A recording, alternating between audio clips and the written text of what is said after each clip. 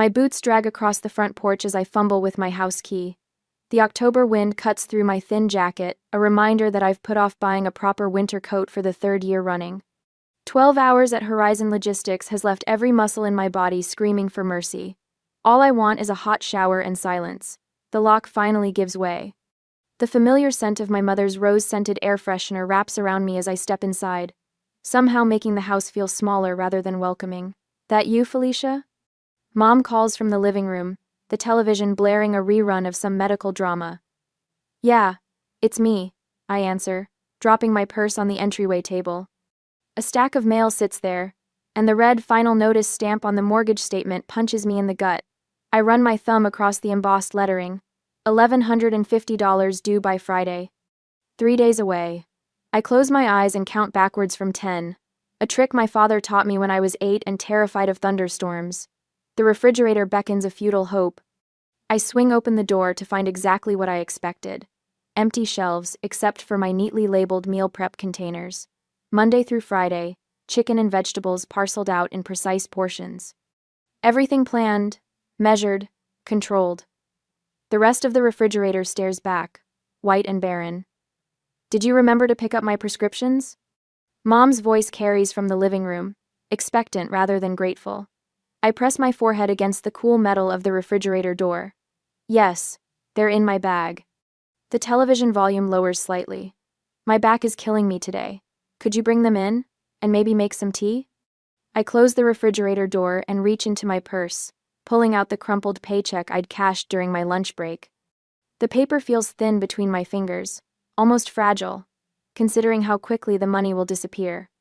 I place the $1,150 next to the mortgage statement, adding an extra $50 for the late fee I know will be tacked on despite my efforts.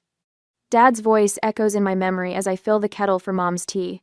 "Just till she gets back on her feet, Lily," he'd said at the funeral, using my childhood nickname as we stood beneath umbrellas in the cemetery rain. "Dad, forever the optimist, even in death. She needs you right now.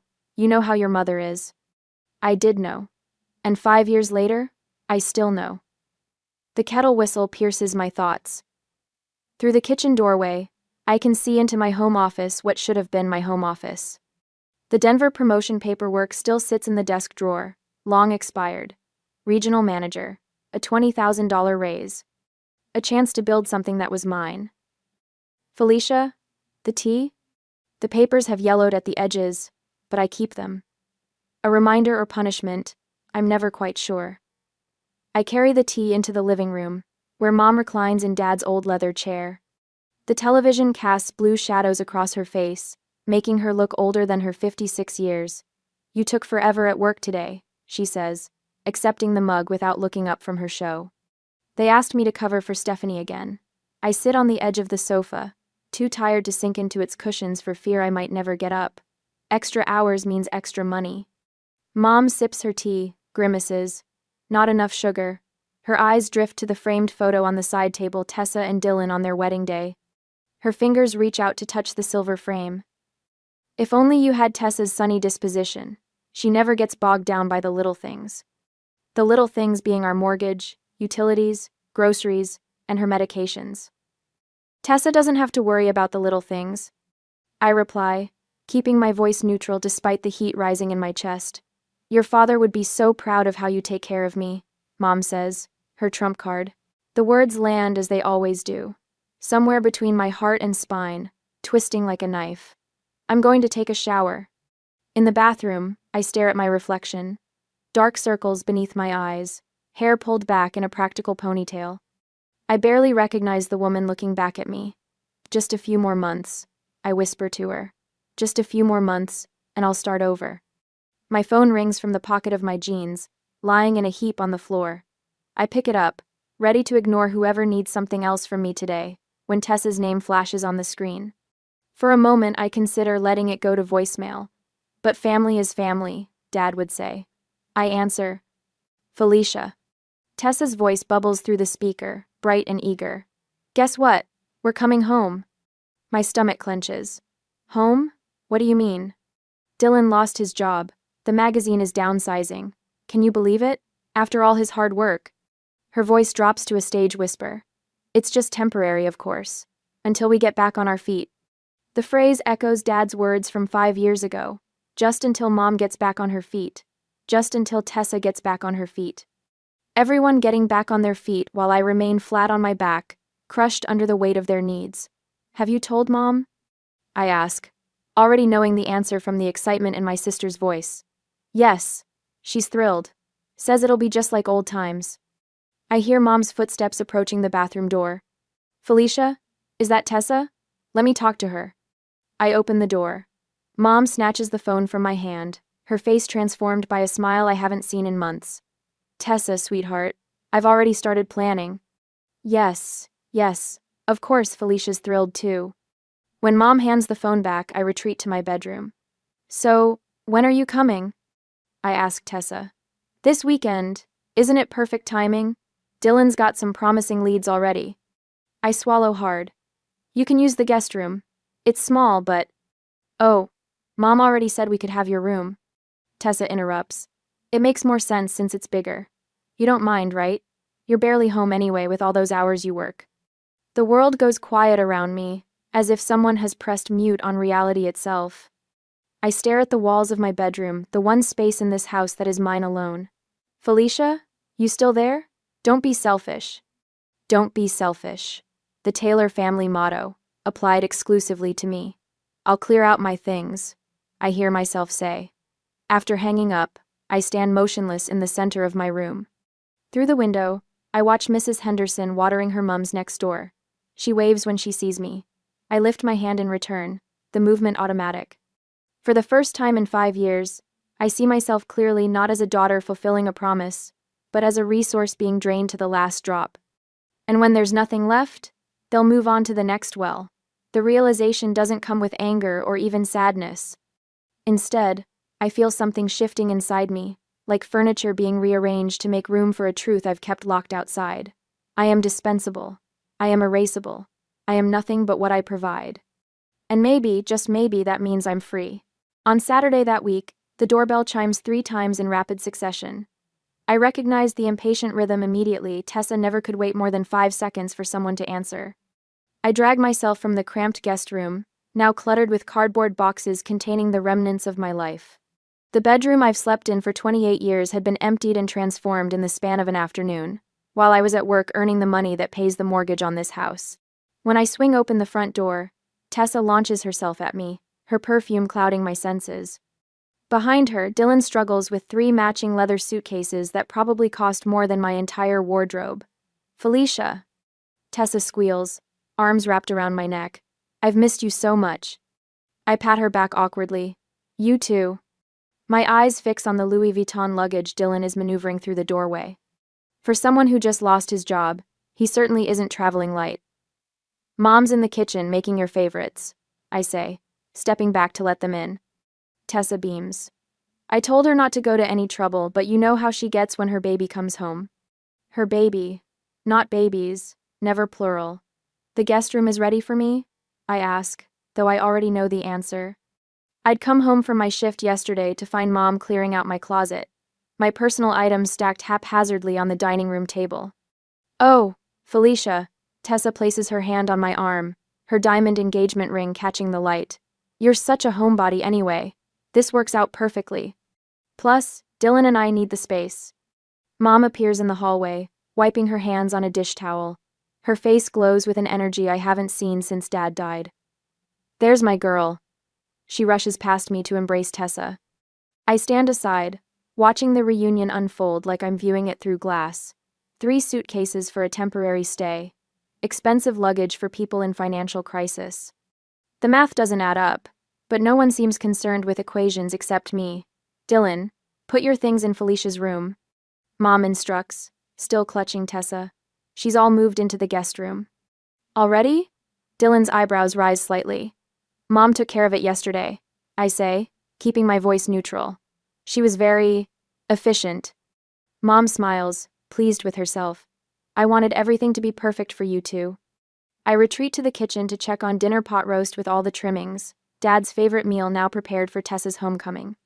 I lift the lid on the roasting pan, inhaling the rich aroma that used to signal family and comfort but now smells like favoritism served with a side of carrots. The car keys are on the hook by the door. Mom calls out to Dylan. Felicia won't need it on Monday, she can take the bus to work. My hand freezes on the lid. What? Mom appears in the kitchen doorway. Dylan needs to go job hunting on Monday. You can manage the bus for a few days. A few days sounds suspiciously indefinite. I replace the lid carefully, buying time before responding. I have meetings across town on Monday. I need my car. Felicia, Mom sighs, disappointment etched into the lines around her mouth. Your sister needs us right now. Can't you think of someone besides yourself? The familiar guilt rises like acid in my throat. I swallow it back, nails digging into my palms. I've already told their landlord you'd cover their remaining lease payments. She adds casually, adjusting a refrigerator magnet. Just until they get settled. I stare at her, searching for some recognition of what she's asking, but her expression remains placid, expectant. You told their landlord what? Before she can answer, Tessa's laughter floats in from the hallway. I turn to see her and Dylan whispering by the front door, heads bent close together. We'll be fine, Tessa assures him, voice lowered but still audible in the quiet house. Felicia always handles everything. The wooden spoon in my hand snaps. I hadn't realized I was gripping it so tightly. Later that night, unable to sleep on the lumpy fold-out mattress in the guest room, I boot up my laptop. The cramped desk presses against my knees, nothing like the spacious setup I had in my former bedroom. An email notification catches my eye, an old message from Tessa to Mom from 3 weeks ago. My finger hovers over the delete button, but curiosity wins. I open it. Don't worry about Felicia, Mom had written in her reply. She'll understand, she always does. The timestamp mocks me. 3 weeks ago. Dylan's job loss wasn't sudden. This move had been planned well in advance. I was the only one who didn't know. My phone buzzes with a text from Marcus, my coworker. Offer in Knoxville still open if you want it. Regional position. Company housing available.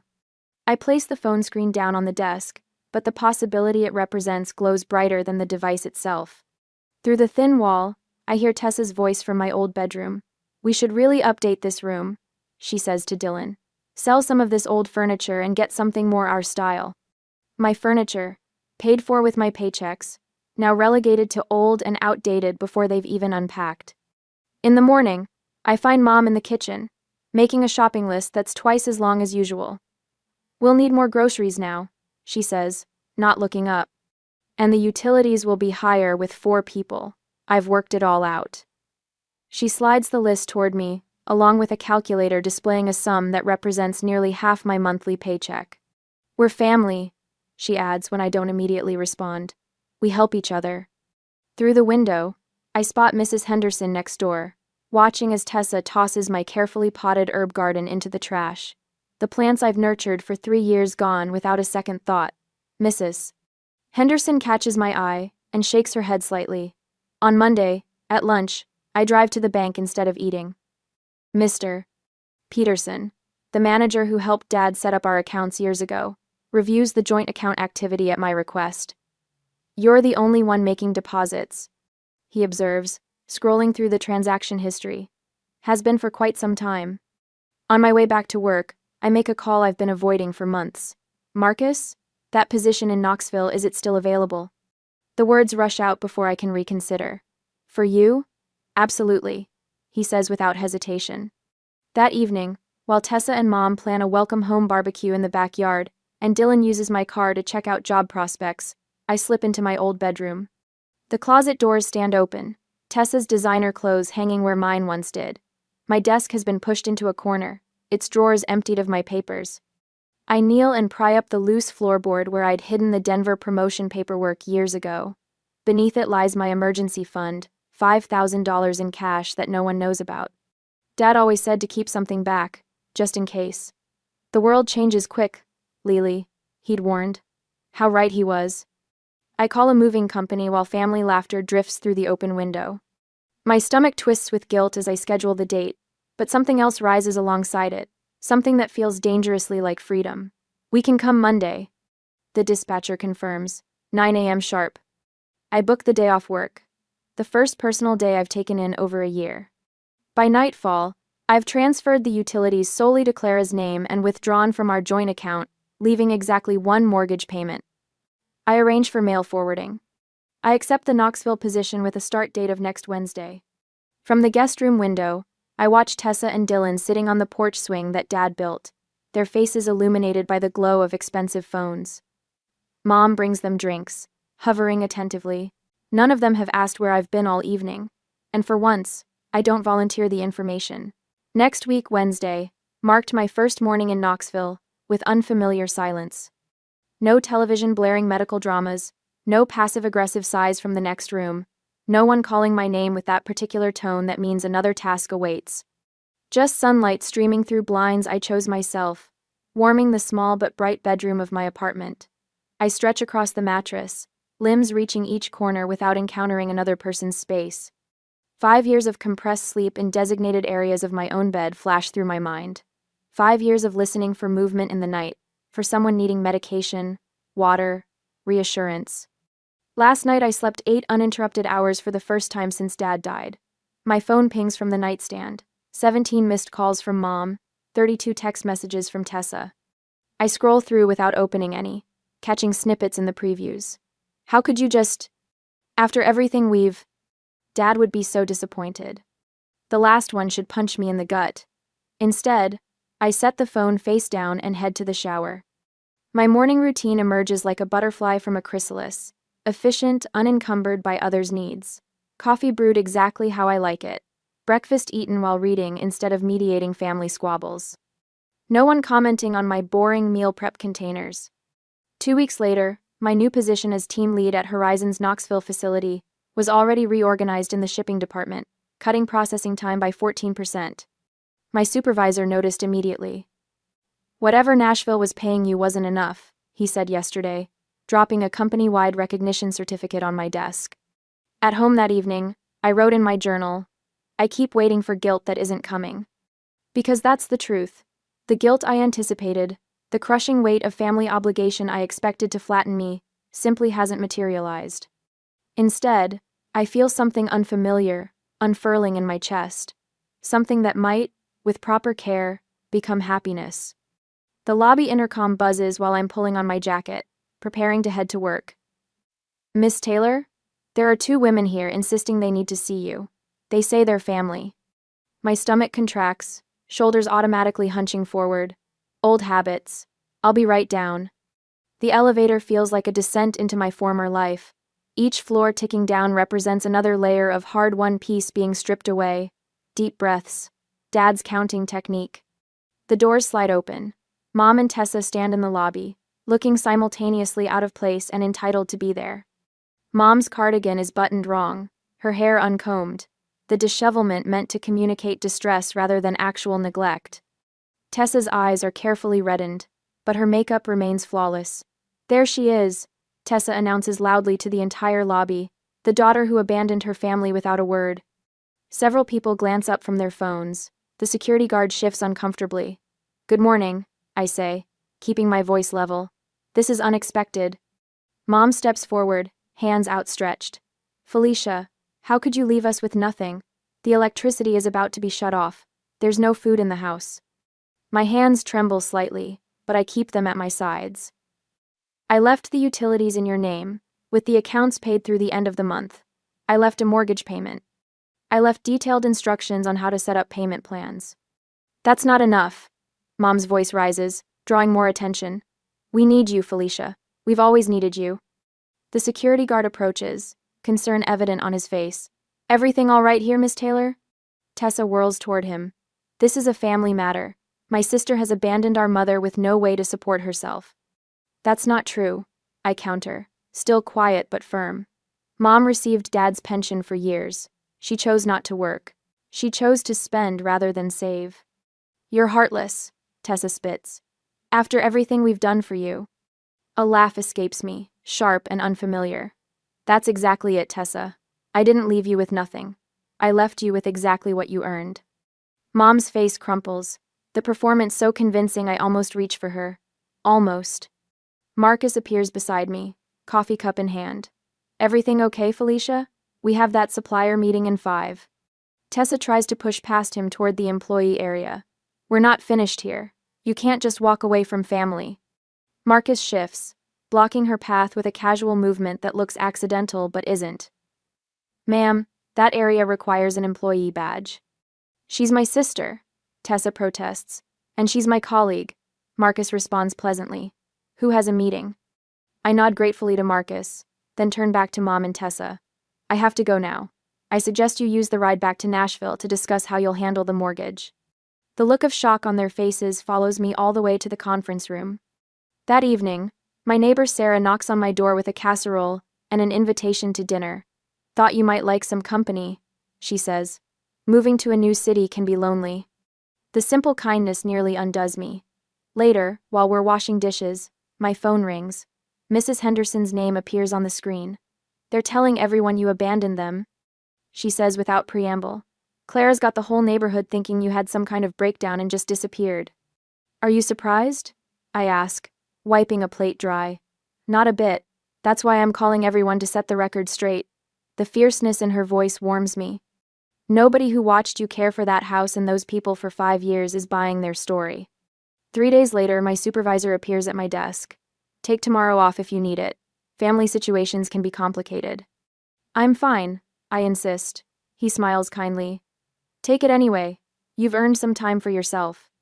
The next morning, I drive back to Nashville, heart hammering as I approach my old neighborhood. I need to confirm my mail forwarding at the post office, but something pulls me toward the house first.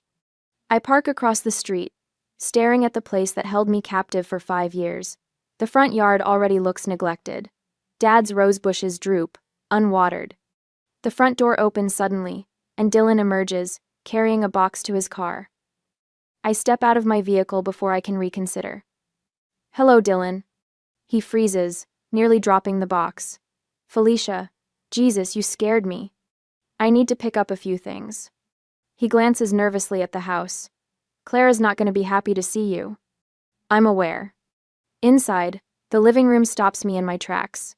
Where my furniture once stood, there are only dusty outlines on the floor. The bookshelves I built with Dad, gone. The coffee table I refinished, gone.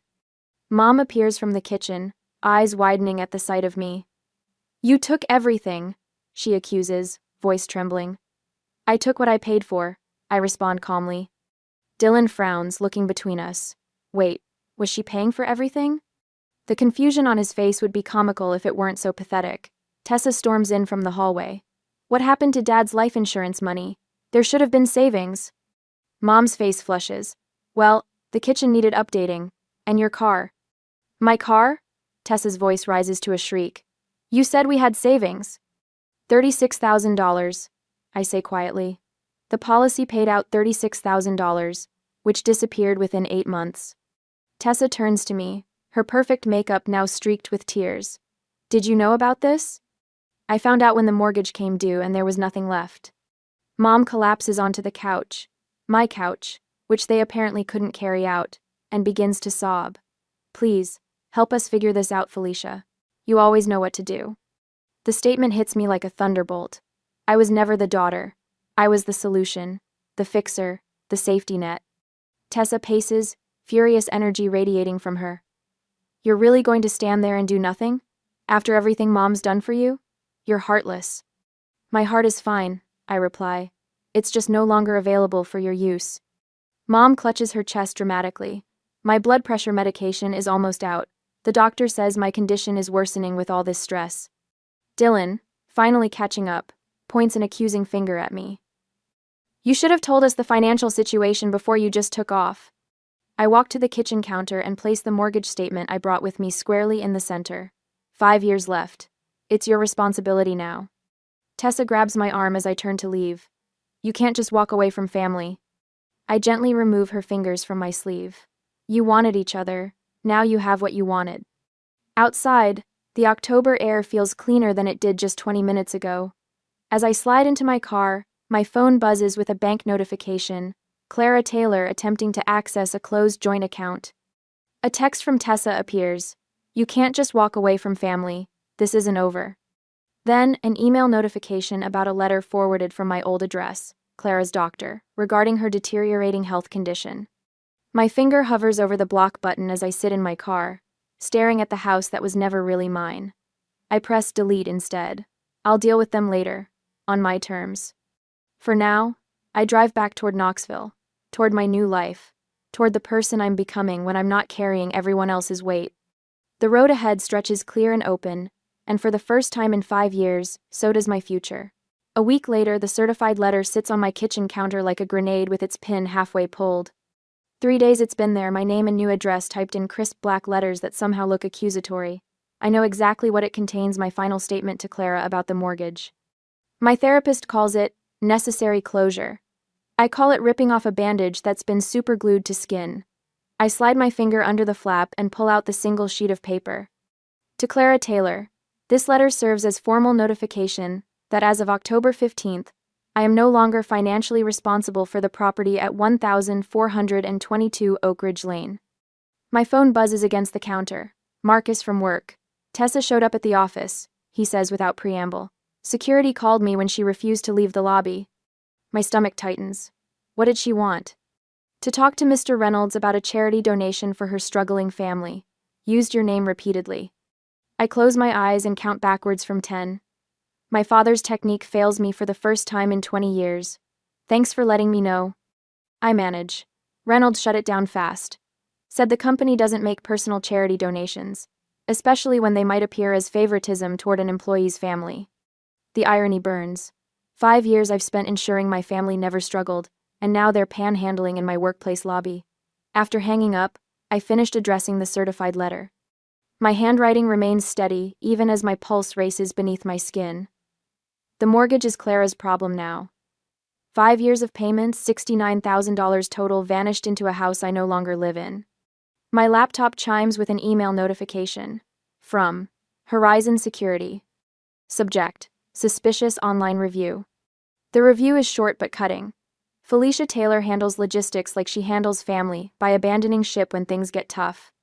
I forward it to HR with a brief explanation about my family situation, then freeze all 3 credit bureaus with a few practiced clicks. Not my first rodeo with Dylan's attempts to access my accounts. When my therapist's office finally calls at 2 p.m., my headache has intensified to a steady throb behind my right eye. Dr. Winters had a cancellation. Can you come in at 3 instead of waiting until Friday? The universe occasionally throws a bone.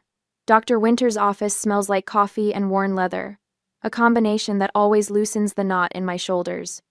She gestures to the blue armchair I've claimed as mine during our weekly sessions. You look like you haven't slept, she observes. Notepad balanced on her knee. Family reunion day. I attempt a smile that falls flat. The boundaries list we discussed? I handed her the notebook page titled, What I Will and Won't Accept.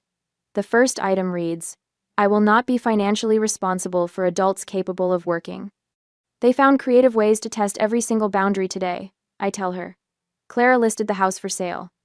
Dr. Winters' eyebrows rise slightly. Without addressing the mortgage situation? The realtor called me when the title search showed my name on the loan documents. And how did that feel? The question uncorks something volatile inside me, like she still thinks I'm a blank check with legs. We spend 50 minutes discussing healthy responses versus reactive ones. When I leave, the headache has retreated to a dull pressure rather than stabbing pain. My phone lights up with a news alert as I pull into the parking lot of my apartment complex. A new GoFundMe campaign, help the Taylor family keep their home. Tessa's smiling face stared back at me. Clara posed beside her, looking frail and worried. The description makes my blood boil. After our sister divided by daughter abandoned us during financial hardship. I snap a screenshot and forward it to my lawyer with a 2-word message. Defamation lawsuit. Before I can put the phone away, it rings. Mrs. Henderson's name flashes on the screen. I thought you should know, she begins without greeting. The truth is coming out. That GoFundMe your sister started? People are asking questions. Betty Marshall from church remembered your father's insurance policy and asked Clara point blank what happened to that money. What did she say? I gripped the steering wheel with my free hand. Stammered something about medical expenses. Then Betty mentioned seeing Clara's kitchen renovation last year. A laugh escapes me, sharp and genuine. The renovation I paid for because Clara insisted it would increase the home's value. Well, now half the neighborhood knows it. And Tessa's showing photos of the house to potential buyers with maintenance issues everywhere. The back steps are rotting, the gutters are clogged. All the jobs I used to handle on weekends. That evening, my doorbell rings. I peek through the peephole to see a group of my coworkers, Marcus at the front holding a casserole dish. Intervention, he announces when I open the door. We heard Tessa showed up at the office. They file into my apartment, bringing food and companionship without the weight of obligation. Someone passes me a glass of wine. The conversation flows around work, weekend plans, a movie someone wants to see, normal things that have nothing to do with mortgage payments or guilt. We're having Thanksgiving at our place. Marcus's wife Janine tells me, squeezing my arm, "You're coming, non-negotiable." My throat tightens. I usually have to cook for. Not this year, she interrupts gently. My phone buzzes with a text from an unknown number. Mom just got a job at Wilson's Pharmacy, part-time cashier. She's furious. Another text follows immediately. "This is Liam, by the way, Tessa's friend. Thought you should know they're not doing great over there." I show Marcus the messages. "Good," he says firmly. "About time they stood on their own feet." Later, after everyone leaves, I stand at my window watching cars pass on the street below. My apartment is small but peaceful. No one calls for prescriptions or tea or attention. No bills lurk in corners waiting to ambush me. My phone buzzes one final time for the day. An email notification. From Tessa Taylor. Subject: "This is all your fault. You told me Felicia would always take care of us." The message is clearly meant for Clara. I forward it to my therapy journal folder, evidence of cracks beginning to form in their united front. For the first time in 5 years, I fall asleep without the weight of tomorrow's obligations pressing me into the mattress. My dreams are quiet, unmarked by guilt or dread. Freedom, it turns out, costs exactly what I can afford. 10 days later, the antiseptic smell hits me before I step fully into the hospital room. It mingles with the faint floral notes of Clara's perfume, the same brand she's worn since I was 10. Mom lies against crisp white sheets, looking smaller than I remember from just 3 months ago. Her hair, usually colored to hide the gray, shows silver roots. The sight catches me off guard. "Felicia?" Her voice cracks. "You came." I stand at the threshold, flowers clutched in my hand like a shield.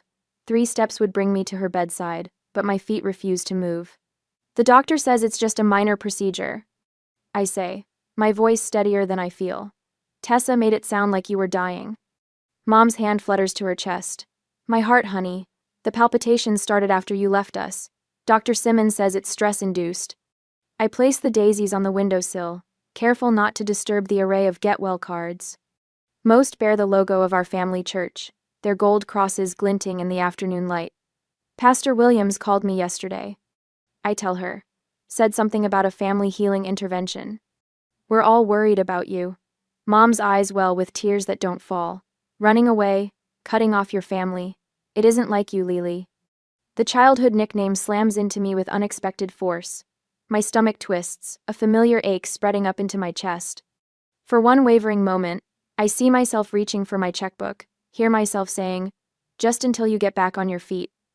The old programming runs deep. "I didn't run away," I say instead. "I moved on." The bathroom door swings open and Tessa emerges, phone in hand. She stops when she sees me, her practiced surprise not quite reaching her eyes. "Oh, you're here." She tucks her phone away and steps toward me, arms outstretched for a hug I don't return. "Did you get my messages about the family meeting? Everyone's coming." "I'm not staying for any meeting." Tessa's smile falters. She reaches into a tote bag and pulls out a photo album bound in cracked leather. "I brought some things I thought might help you remember who you are, who we are as a family." The album falls open to a faded Polaroid dad, teaching me to fish while Tessa, barely 5, watches from the shore. My throat tightens. "Family comes first," Tessa whispers. "That's what Dad always said." A muscle twitches in my jaw. "Is that why you told people I had a mental breakdown? To help me remember?" Tessa blanches, her gaze darting to Mom. "I was worried about you." "Enough to spread rumors to my former neighbors? To mislead Mom's doctor?" Mom's monitor beeps a little faster. "Felicia, please. Not now." My head pounds with the beginning of a migraine. I press my fingers to my temples, wishing I'd brought my medication. "I wish my therapist wasn't on vacation this week. All we want," Tessa says, sidling closer, "is a fresh start. Just a little help until we get on our feet." Those words again, The family mantra. I stare at my sister, really look at her. Designer watch. Freshly highlighted hair. Manicured nails that have never scrubbed a toilet or patched drywall. I brought you something, I say quietly. I unzip my bag and remove a thick folder. Inside, 5 years of mortgage statements. Utility bills, grocery receipts, insurance payments, all with my name on them, all tallying to $78,400. What's this? Tessa asks, though her tone suggests she already knows. Evidence. I set the folder on Mom's tray table and flip it open. Every dollar I spent keeping this family afloat while you were finding yourself in Atlanta. Mom turns her face away. That's cruel, Felicia. I was grieving. So was I. My voice doesn't waver. But I still went to work every day.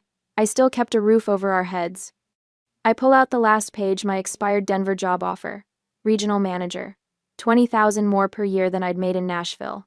I said no to this for you. I place it on top of the stack. I said no to my life for 5 years. Tessa's phone chimes. She glances at it, then back at me with narrowed eyes. Uncle Robert and Aunt Sarah just arrived. The pastor's with them. Good, I say. They should see this too. The door opens. Uncle Robert enters first, his face a careful mask of concern. Aunt Sarah follows, then Pastor Williams, whose kindly expression falters when he sees the papers spread across Mom's table.